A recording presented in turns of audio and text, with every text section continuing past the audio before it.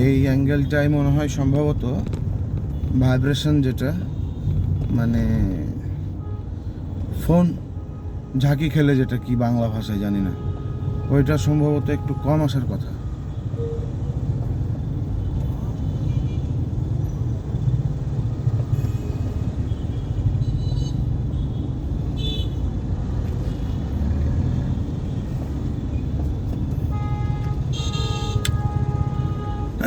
যদিও এখন ছোট গাড়িটাতে আছি বলে হয়তো জায়গাটা একটু কম পাচ্ছি। যদি জায়গাটা একটু বড় পাওয়া যায় সেই ক্ষেত্রে আমার মনে হয় যে বড় গাড়িটা, যেমন পাজারো স্পোর্টসটাতে যদি আবার যখন উঠবো, তখন যদি আমি ভিডিও বানাই তখন একটু বেশি স্বাচ্ছন্দ্যবোধের সাথে ভিডিওটা বানাতে পারবো, একটু জায়গা বড়, যার ফলে সেট আপটা একটু ভালো মতো করতে পারবো এই জিনিসটা। আর এটা আর কি আজকেই নতুন নিয়েছি, যার ফলে এটার সঠিক ব্যবহারটা হয়তো এখনও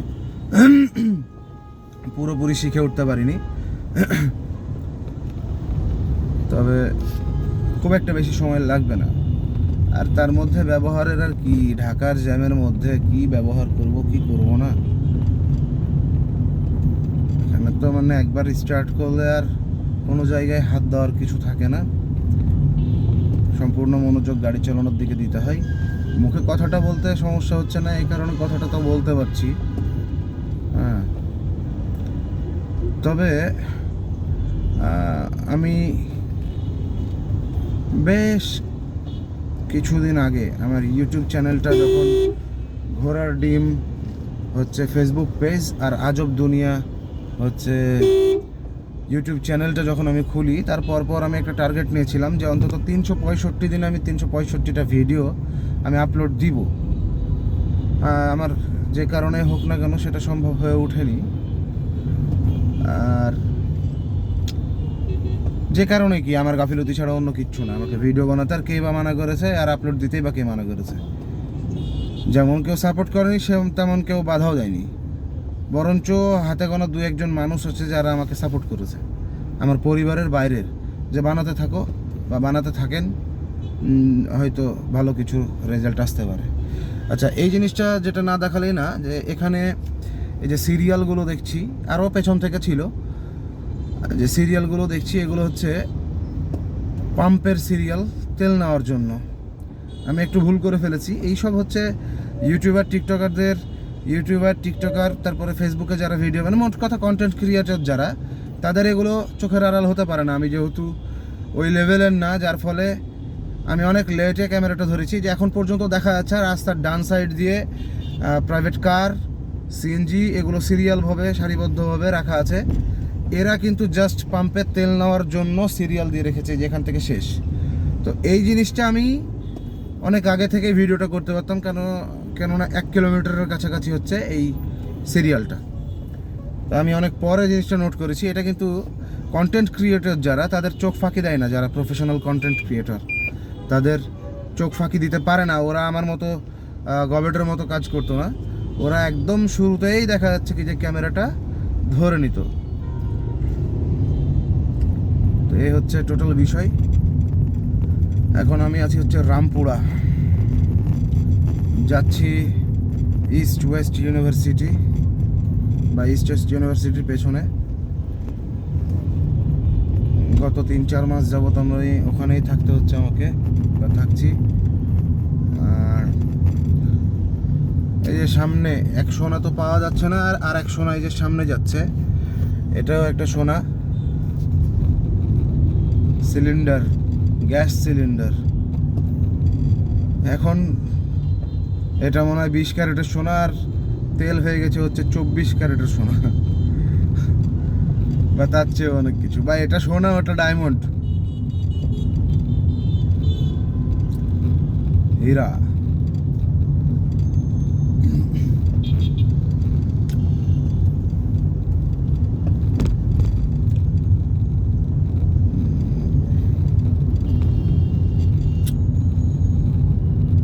এই যে ভিডিওটা বানাচ্ছি, এই ভিডিওটাই যখন প্রফেশনাল কোনো এডিটরের হাতে পড়বে বা যারা করে, তাদের এই ভিডিওটাকে কালারিং করে মানে কি সুন্দর লাগে দেখতে। আর আমাদের ভিডিওগুলো আসলে কি করলাম জীবনে, মাঝে মাঝে মাঝে আফসোস লাগে।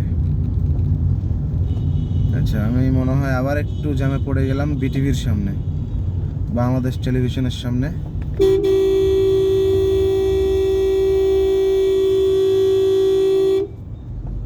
সিলিন্ডারের গাড়িটা, ওর তো শোনা আছে গাড়িতে, ও ওয়ান কাইন্ড অফ জোরপূর্বক ফোর্স করে ও আর কি আমাকে সাইডটা দিল না, মানে সাইডটা দিল না কি, আমি তো আমার লেনে ছিলাম, ও জোর করে ঢুকে গেল। আমি কিছুই করতে পারলাম না, কেননা আমার এটা ভিআইপি গাড়ি না। যদি পাজারো স্পোর্টসটা হতো তাহলে আমি হয়তো এখানে ওকে হুইসেল দিলে ও আর ভুল করেও এইদিকে ঢুকতো না।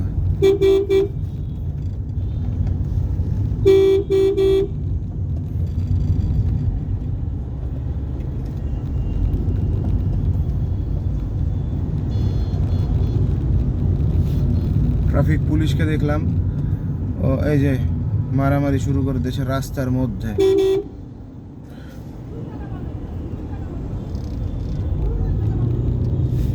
ট্রাফিক পুলিশকে দেখলাম যে বেশ দায়িত্বের সাথে ডিউটি করছে। আর এইদিকে দেখলাম যে রিক্সাওয়ালার সাথে জানি না কে হয়তো অ্যাক্সিডেন্ট করে দিয়েছে, দিয়ে মারামারি পর্যন্ত হয়ে গেল।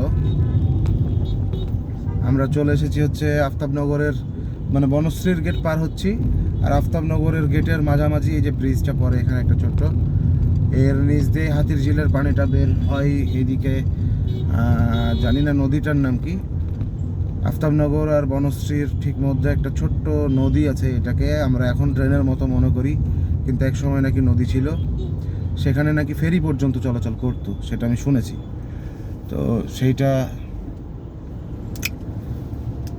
এখানে সার্জেন এই গাড়িটাকে কট দিল, এক কথায় বলতে গেলে কট দিল।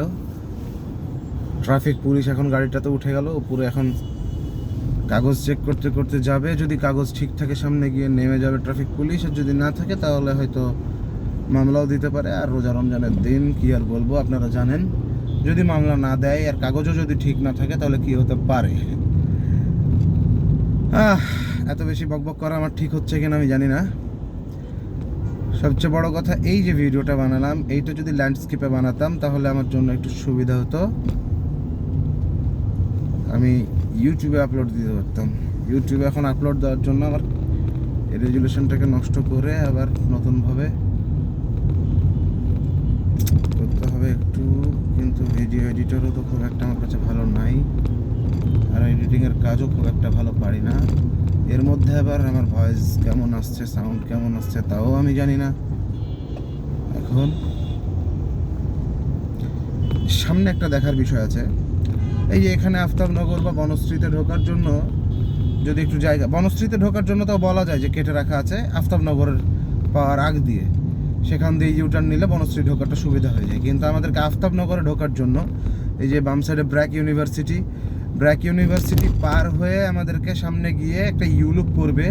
কত দূর আসার পরে সেই ইউলুপটা পার হয়ে আমাদেরকে ইউলুপ দিয়ে ইউটার্ন নিয়ে আমাদেরকে এই যে কাজকর্ম চলছে রাস্তাতে, এগুলোর কারণে যে ভিড়গুলো থাকে সেই ভিড়কে ঠেলে তারপরে আমাদেরকে গিয়ে আফতাবনগরের গেট দিয়ে ঢুকতে হয়। যদি আফতাবনগরের গেটে একটা ছোট কাটা থাকতো, বা আফতাবনগরের গেট পার হয়ে এসে যদি একটা ছোট কাটা কোনো জায়গা থাকতো রাস্তার মধ্যে যেটা দিয়ে আমরা ইউটার্ন নিতে পারতাম, তাহলে আমাদের জন্য খুব সুবিধা হতো। এই যে এখন আমরা ইউলুপে উঠছি, দেখা যাচ্ছে কিনা ওই যে ইউলুপ দিয়ে সামনে গাড়ি ঘুরছে।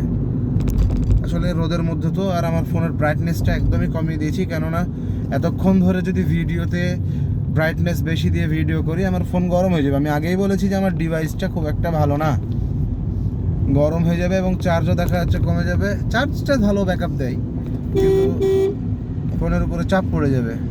কমা হোক তাও তো নিজেরই ফোন, মানে কাঁচা হোক তবুও ভাই নিজেরই ভাষা, নিজ হাতে গড়া মোর কাঁচা ঘর খাসা। তো কমা হোক, কিন্তু ফোনটা তো নিজের, কমা হোক। নষ্ট হয়ে গেলে তো আবার নতুন কিনতে গেলে টাকা লাগবে। তো এখন ভাবছি এই যে আজকে এটা কিনলাম, এখন একটা অ্যাকশন ক্যামেরা কিনে নিব কিনা, তাহলে আমার জন্য একটু সুবিধা হবে। অ্যাকশন ক্যামেরা এখন কম দামে বিক্রি হচ্ছে, বেশ অ্যাড আসছে সামনে। একটা অ্যাকশন ক্যামেরা কিনে নিলে ভিডিও করে কিছু, আমি ধরে নিলাম যে এখানে লাইফে আমি কিছু করতে পারবো না, এখানে অনেকেই সফল হয়েছে, কিন্তু আমি সফল একটা ইউটিউবার টিকটকার বা কন্টেন্ট ক্রিয়েটর আমি হতে পারবো না, আমার প্রয়োজনও নাই। কিন্তু আমি আপলোড দিতে আমার সমস্যা কোন জায়গায়? আমার তো টাকা লাগছে না। টাকা লাগবে, ক্যামেরাটা কিনতে টাকা লাগবে, এছাড়া তো আর কোনো টাকা ইনভেস্টমেন্ট লাগছে না। ভিডিও বানাবো কোনো প্রকারের কোনো এডিট ছাড়াই ভিডিও আপলোড দিয়ে দিব। যে দেখবে সে দেখবে, যে দেখবে না সে দেখবে না। কেউই দেখবে না এতক্ষণ ভিডিও আমার অযথা বকানি। কারো না কারো তো ভালো লেগে যেতে পারে। জগতে তো অনেক মানুষ, অবশ্য সবার কাছে তার ভিডিওটাও যাবে না। কি বকছি আমি?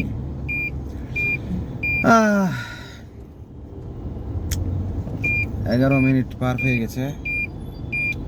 এটা একটা কাজ করা যেতে পারে, সেটা হচ্ছে কিন্তু এইটা যখন আমি ফাস্ট করে দেবো ভিডিওটা, তখন তো আমার ভয়েসটাও ফাস্ট হয়ে যাবে। আর ভয়েসটা যদি ফাস্ট হয়ে যায় তখন তার শুনতে ভালো লাগবে না। তবে শুনতে ভালো লাগবে না বললেও ভুল হবে, একটা ভয়েস পাওয়া যায় কার্টুনের মতো ভয়েস, যেটা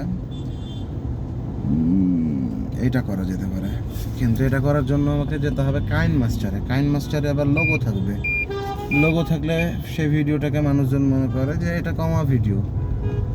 লোগো ছাড়া ভিডিও বানাতে গেলে আমাকে ওই ভয়েসটা আমি পাবো কীভাবে? আচ্ছা দেখি, কেউ সাজেশন দেওয়ার মতো থাকলে তাকে একটু বলে সাজেশন নিতে হবে। আর এই ভিডিওগুলো আমি আপলোড দিব কবে? আমার এরকম অন্তত কত যে ভিডিও আছে যেগুলো আমি আপলোড দিইনি, গুছিয়ে রেখেছি যে একসাথে একে একে আপলোড দিব বলে। যাই হোক, এখন থেকে ভাবছি যে এই দিনের ভিডিও সেদিন আপলোড দিতে হবে।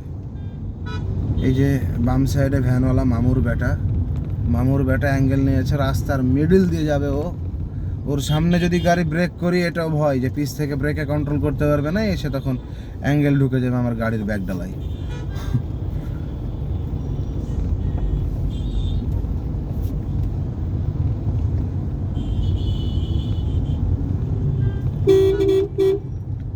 এই যে আমাকে এই রাস্তাটুকু সম্পূর্ণ আমি যতক্ষণ চলছি আমাকে এক্সট্রা ঘুরে আসতে হলো।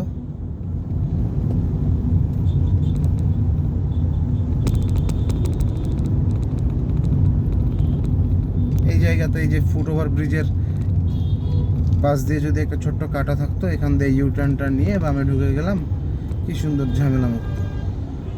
কতগুলো সময় বেঁচে যায়, কত গাড়ির জ্বালানি বেঁচে যায়। আমি তো একা না, আমার মতো অন্তত সারাদিনে 50,000 গাড়ি পার হয়। 50,000 কমই বললাম, তার চেয়ে বেশি হতে পারে। তো এই জিনিসগুলো কত সুবিধা হতো। ঢুকে গেলাম আফতাবনগরের গেট দিয়ে। এটার আরেক নাম জহুরুল ইসলাম সিটি, আফতাবনগর। আমার বাম সাইডে হচ্ছে ইস্ট ওয়েস্ট ইউনিভার্সিটি, দেখতে পাওয়া যাচ্ছে কিনা জানি না। ইস্ট ওয়েস্ট ইউনিভার্সিটি, আর ইস্ট ওয়েস্ট ইউনিভার্সিটি পারে এই যে এখানে টিসিবির মালামাল দিচ্ছে, সেগুলোর জন্য অনেক বেশি ভিড়, মানুষজনের ঝগড়াঝাটি। রোজা রমজানের দিন এমনি রোজা থেকে মানুষের পেটে খাবার পড়ে না, যার ফলে একটু মেজাজ কিটমিটে হয়েই থাকে। ইস্ট ওয়েস্ট ইউনিভার্সিটি যে বাম দিকে দেখা যাচ্ছে। আর আমি যাব এখন সামনে ব্লক এতে 40 নম্বর বিল্ডিং, ওয়াহিদা ভবন। যাই হোক, আমি আমার গন্তব্যে পৌঁছে গেছি। এখনকার মতো ভিডিওটা এখানে স্টপ করছি। আসসালামু আলাইকুম।